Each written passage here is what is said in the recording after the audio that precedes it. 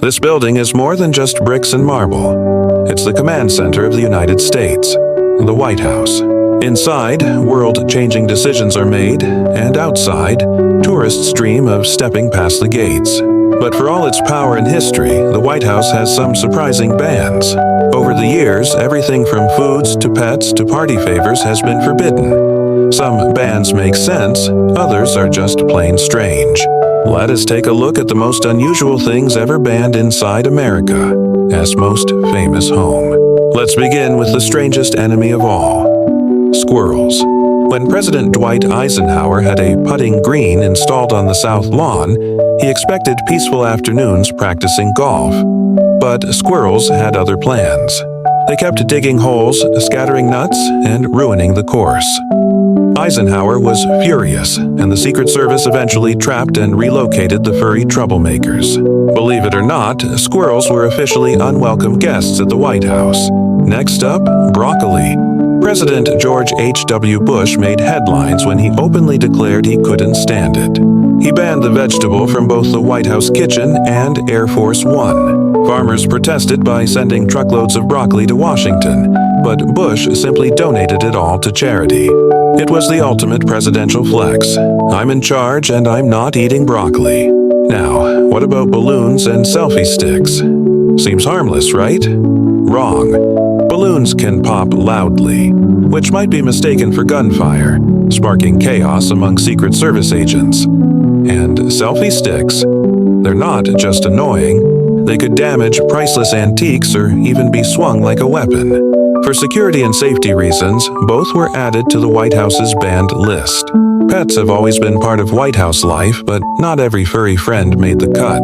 President Biden's German Shepherds, Major and Commander, struggled with life in the spotlight. After several biting incidents involving staff and Secret Service, both dogs were removed from the grounds.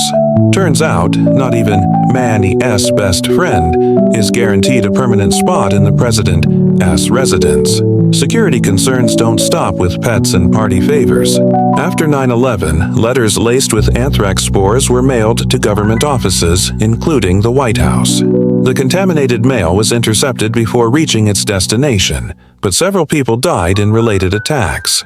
Since then, all White House mail has been screened and treated off-site. Years later, letters tainted with ricin were also intercepted. Lesson learned. The mailbox can be just as dangerous as a drone in the sky. Speaking of traditions, did you know Christmas trees were once banned?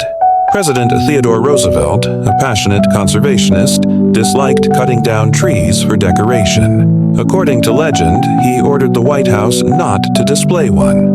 But his son Archie secretly smuggled a small tree into his bedroom anyway. Even in the Roosevelt household, kids found a way to keep the Christmas spirit alive.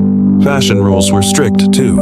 For much of its history, women working at the White House weren't allowed to wear pants. It wasn't until the 1970s, during the energy crisis when the building was kept colder to save fuel, that female staffers finally broke tradition. Practicality won, and trousers became an accepted part of the workplace. Smoking, once common in American offices, was eventually banned at the White House as well. For decades, leaders like Franklin Roosevelt and John F. Kennedy smoked indoors.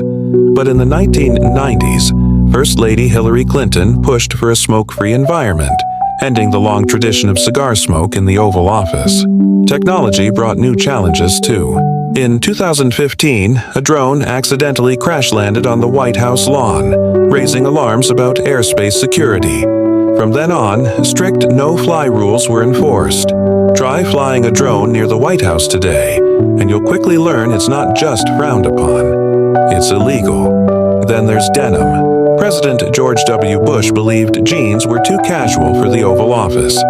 He preferred a suit-and-tie dress code, and jeans were effectively banned. But there was one exception. Bono, the rock star from U2, who managed to wear black jeans during a visit. If you weren't a global celebrity, though, denim was off-limits. Phones haven't always been welcome either. In 2018, during Donald Trump's administration, personal phones were banned in the West Wing to prevent leaks.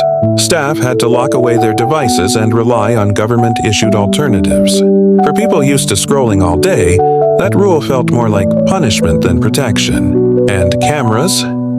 For decades, visitors were not allowed to take photos during public tours of the White House. The rule existed to prevent chaos and protect the building. In 2015, that finally changed when Michelle Obama announced the end of the ban in a viral video. Selfies were officially White House approved, as long as you followed the rules.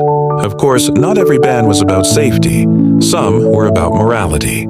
In the late 1800s, First Lady Lucy Hayes, nicknamed Lemonade Lucy, banned alcohol from the White House entirely. Guests were served fruit punch instead of wine. It wasn't exactly popular with diplomats, but she stood firm. Later, Eleanor Roosevelt also limited hard liquor at official events, though she allowed wine. Alcohol in the White House has always depended on who was in charge. As you can see, the White House has banned everything from squirrels and trees to jeans and phones. Sometimes for safety, sometimes for tradition, and sometimes just because a president didn't like the taste of broccoli. But bans are just the lighter side of history.